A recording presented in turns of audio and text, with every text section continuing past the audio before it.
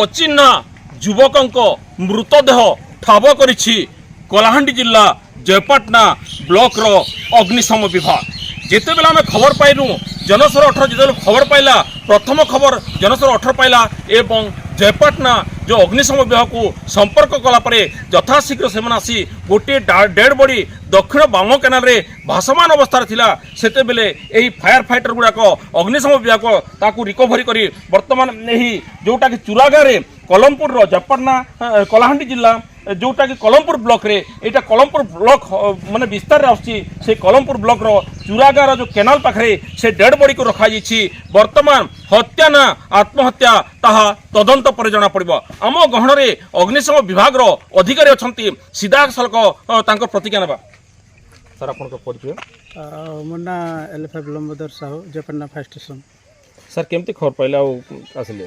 Sir हमको जनस्वर 18 रो reporter sir हमको खबर दिले जे अननोन डेड बॉडी केनाल रे भासुची आमे संगे संगे तांको फॉलो करी करी आमे आसलु आ केनाल जो डेड बॉडी भासुचला तांको फॉलो करी आसिके ए जो चूड़ा गाँ पाखरे आमे तांको रेस्क्यू कलु। धन्यवाद।